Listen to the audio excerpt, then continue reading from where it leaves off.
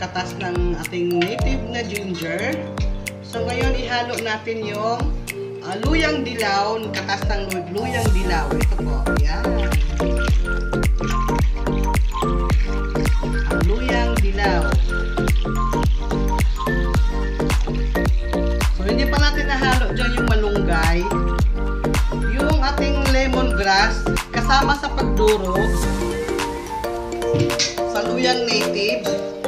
Ginayat-gayat po natin ang maliliit. Nahalo na po natin dito ang katas ng lemongrass. So, ang katas ng malunggay, ihahabol natin guys. I-blend muna natin siya. Ganito ang kulay niya pagkahalo na ang ating native na ginger. At hinalo na natin yung luyang dilaw. Ngayon, ang malunggay at ang lemongrass. Ihalo na po natin. Ganito ang kulay niya guys. Oh. Malunggay at lemongrass.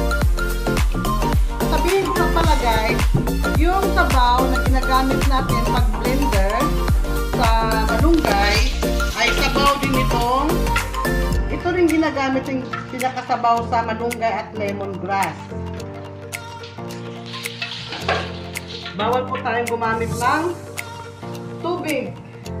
Dapat sa lahat ng katas natin ay mga galing sa ginger talaga.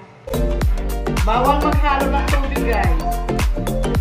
Hindi ko inuunod yung paghalo ng tubig.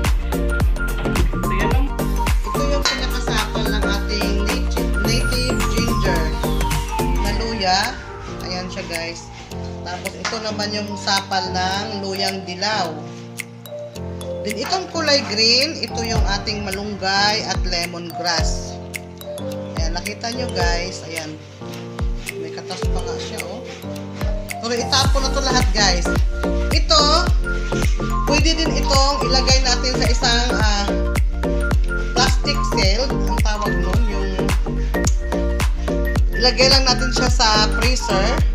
So, pwede pa siyang magamit guys, pang gisa-gisa. Sana. Kaya lang, wala namang humihingi at wala namang gumagamit. Tapon lang natin siya. Gawin natin siyang abono dun sa bundok guys.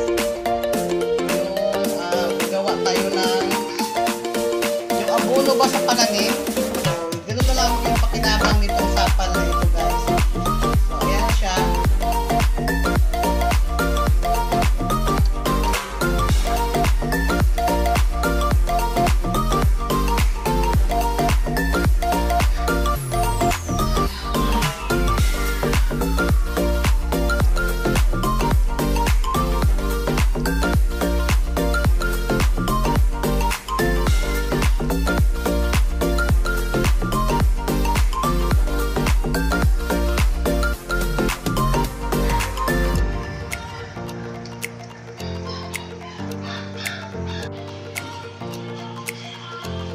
Ganito na siya guys. Pag matuyo na siya, ayan.